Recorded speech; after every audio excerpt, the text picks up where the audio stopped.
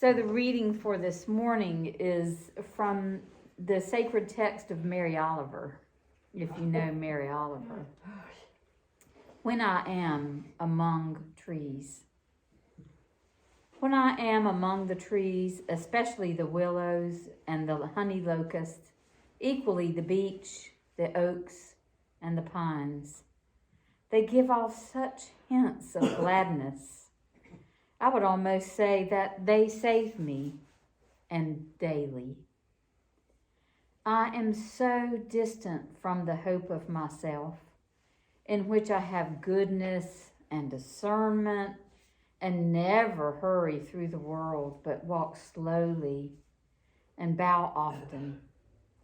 Around me, the trees stir in their leaves and call out, "Stay a while." The light flows from their branches, and they call again. It's simple, they say. You too have come into the world to do this, to go easy, to be filled with light, and to shine. Just beautiful. So this being probably the last day of the week of Valentine's Day, I have to tell you, I love Valentine's Day. I love Valentine's Day, and it's not something recent. When I was a little girl in elementary school, I loved that Valentine's was the day that everyone gave and received love. It wasn't like Christmas where, was I good enough? And it wasn't like Easter where, do you remember itchy crinolines and tight old Mary Janes with your anklets and constantly having to stand with your sisters in the basket and pose for pictures? Valentine was a day that even the bullies and the quiet and shy kids like me, everybody got love. It's not that I was a little girl who thought life was all glitter and unicorns. Life was tumultuous and traumatic, even as a little kid. But at least Valentine's Day was the day to focus on love, to focus on the heart. And it turns out that my desire to focus on the heart isn't very far off, as research has developed. So this message today is kind of a science lesson. It's actually a real science lesson. So I hope you'll bear with me so I can explain it to you and then challenge you a little bit. For the longest time, the brain was thought to rule the human body. You remember Dr. Frankenstein, and he always thought if he could get a brain in a jar and preserve it and then take that brain and put it into somebody's body or something's body, that would innervate it, and it would, whatever was in that brain as the human was, that it would drive the other being. But the common belief was that if it was preserved, that essence would still exist. But the truth is that it's the heart that runs the body. It governs the body. And it's the brain that is constantly responding to the heart's transmissions. The heart exists well before the brain does in utero, and it can survive well after the brain is dead. As long as it has oxygen, it can continue. The fact is, and it is a fact, that the heart sends about 5,000 times more impulses to the brain than the other way around. That discovery, which really shocked me, was in the late 1800s. It's like, how do we not know that as a fact? Since the early 70s, research has proven that the heart actually has its own neurologic system. It's so extensive and so intricate that it's considered the heart's brain. and it's called the intrinsic cardiac nervous system. And the scientific proof has been so significant that it's led to a new field of study called neurocardiology. And Carolyn, my computer did not even recognize it. It's such a new field that it wanted me to it kept wanting to autocorrect neurocardiology. The heart doesn't communicate solely through that nervous system. It also produces its own hormones so that it affects how the body functions. It senses and processes information from the outside, and then it can send pulse waves through the body to kind of convey those perceptions. And then lastly, it also determines the emotion related to that information and sends that out to the brain and to the rest of the body through electromagnetic frequencies, which are light, protons, light. These electromagnetic frequencies of the heart are about 100 times stronger than the brain. And they can emit a field that's 5,000 times greater than the brain's. It turns out that the common attributes of the heart, like we talk about courage, brave heart, wisdom of the heart, the insights, they're not just a metaphor. They too have been scientifically documented. When we feel emotional stress like anxiety or fear or frustration or maybe just nervous, we say the signals that the heart communicates to the brain are erratic.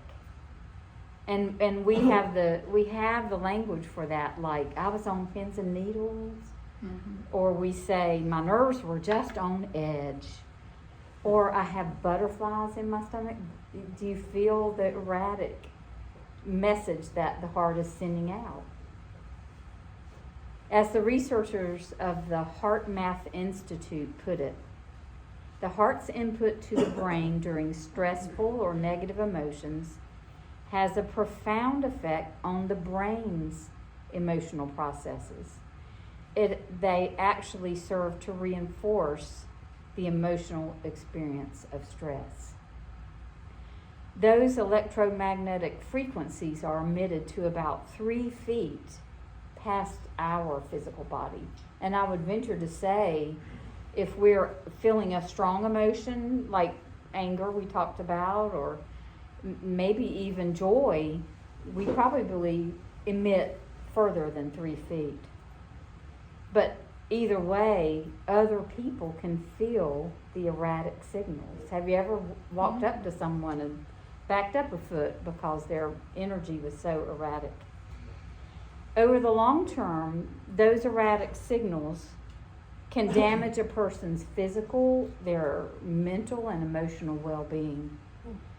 Chronic distress and the resulting frequencies of the heart, that's all we're talking about, may well be the link behind childhood trauma and health issues later in life, that the heart has accustomed to that erratic field of energy. On the contrary, when we're experiencing positive emotions like appreciation or love, kindness even, our heart emits smooth, kind of wave-like frequencies. We were talking about how in healthcare and in the world today, we have this erratic energy all around us. And so when we are able to sustain that wave-like emotion, then the body's system begins to harmonize with what the heart is sending out, that is called heart-brain coherence. In 1997, a study at the University of Kassel in Germany was done to measure the actual number of protons that a person emits per second. And the higher the photon count, they surmised, the more light was projected. And that's light with a lowercase l. And thereby, the better the coherence in their body system and the better their health. Since then, other significant benefits have also been proven, but this was just to measure the light they emitted. It was found that the average person emits about 20 photons of light per second. But then, in the next phase of the study, they asked them to meditate, and they asked them to specifically meditate on their heart. And they were asked to slow their breathing and to just focus on their heart, and they could focus on loving their heart, but they were just to meditate on their heart. And the goal was to do it for 20 minutes. Very slow breathing, focus on the heart, 20 minutes, that's it. When they measured again, the emission of photons had gone from 20 to an average of 100,000 photons of light per second.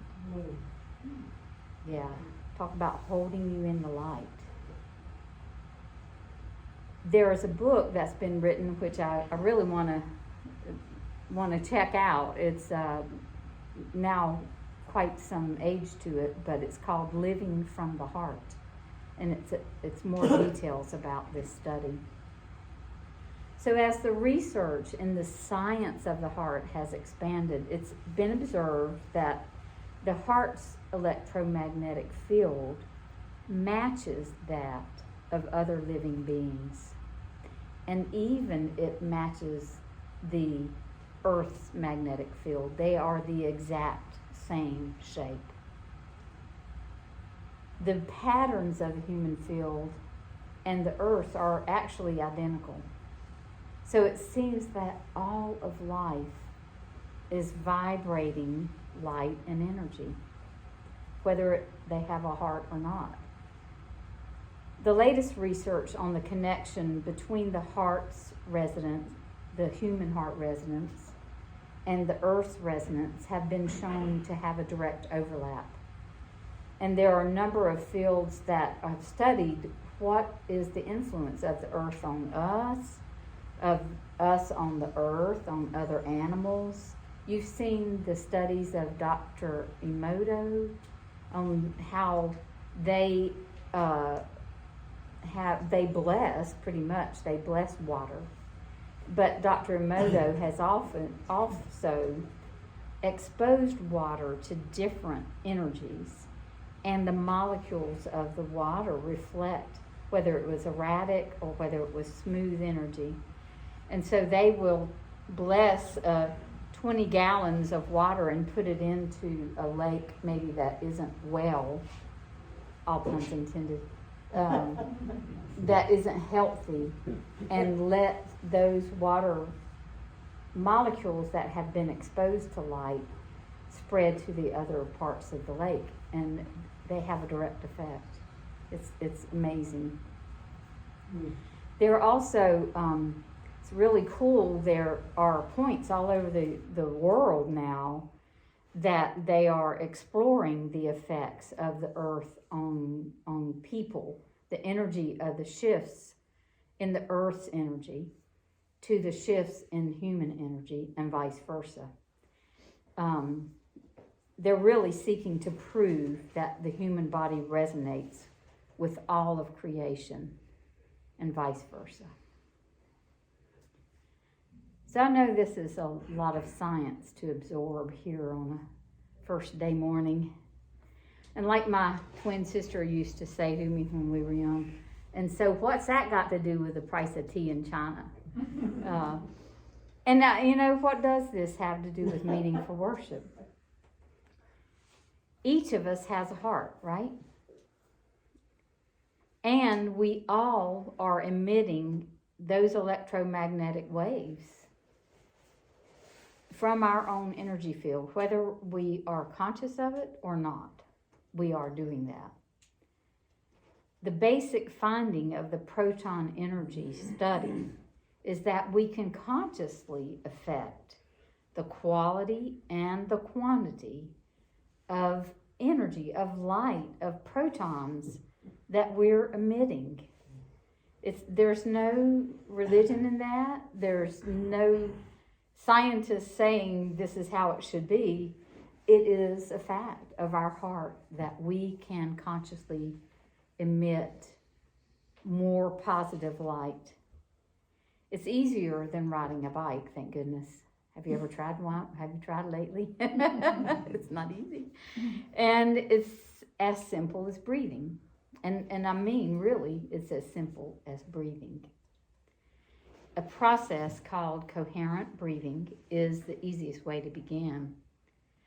Breathe in slowly, just 5 counts in and 5 counts out. I was doing that this morning when the room just got quiet as could be. It's like, wow. Oh, I didn't mean to silence everyone, but it helps shift the heart out of stress and into coherence. And it stabilizes the body's functions. 5 seconds in, 5 seconds out. Just very smooth. But the breath work doesn't stand by itself. It's that holding a heartfelt positive emotions that completes the shift in our body and in our energy. It's called heart-centered breathing.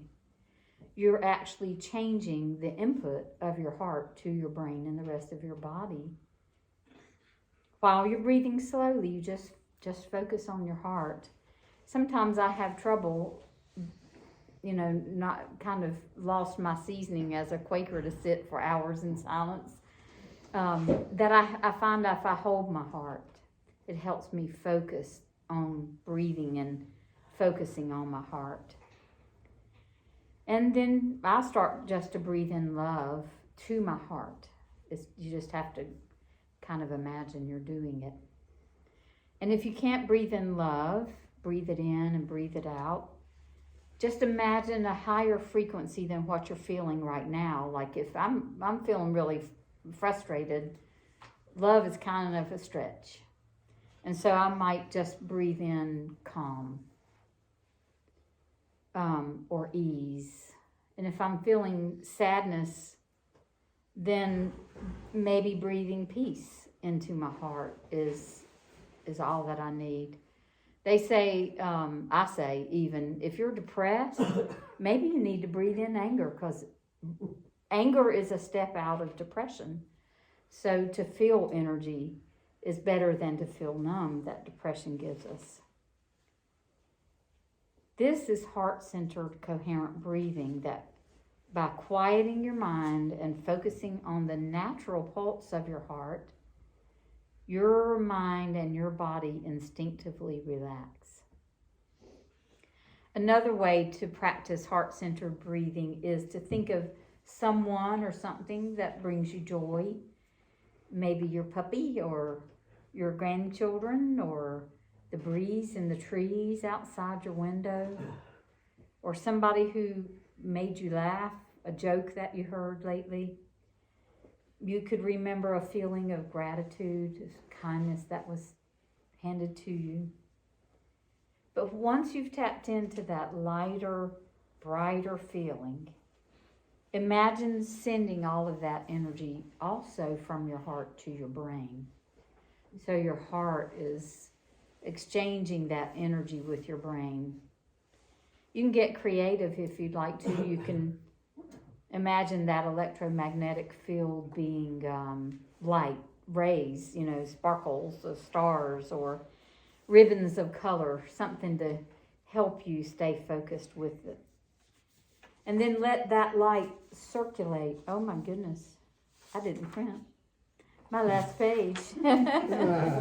But so let it circulate in your body. And from there, what you can do is, if you're willing, to begin to let that out of you and move it toward others. Like when we have the list of holding you in the light, imagine those photons going to those people. And we've touched on this when we talked about what does it mean to hold people in the light, but I didn't have any science behind it. Or if you have a grounds committee meeting at your work, or March the 4th or the 5th, imagine sending that light out to the people who are going to be at that committee meeting. This is the crazy that I am. I've already started sending light to Saturday, March the 5th by looking at my calendar and just imagining positive photons of light from my heart going out to that day. And so people say, well, I don't have time for all that stuff. I've got to get to this and that. So you could just, when you're doing that for a brief time in the shower or while you're driving or at a stoplight is a great way to do it, to think of a word that represents what you're doing. And you might say to yourself, peace, or ease, or calm, and let that kind of anchor the energy that you're emitting. For me, it's been a practice. Surprisingly, I thought, oh, Quaker, I got this. But it's take some practice to really focus on what is the energy I'm sending out. But for me, it is also almost like the scientists are putting some traction to what we Quakers have always done, is to send light, to be light. I think it's our way of living and being peace right here.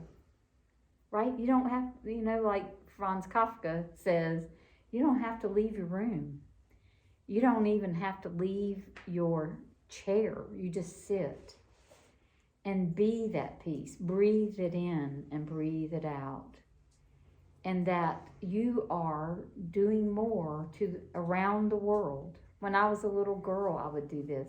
And I didn't know that's why Valentine's Day was so important to me. I would send out this gossamer, pinkish, goldish energy around me. And then I would see our house engulfed in it. And then eventually the whole globe engulfed in this beautiful pink light. So I would like to challenge you to take the time and be and breathe and hold that light and then send it out. And so it is. Amen.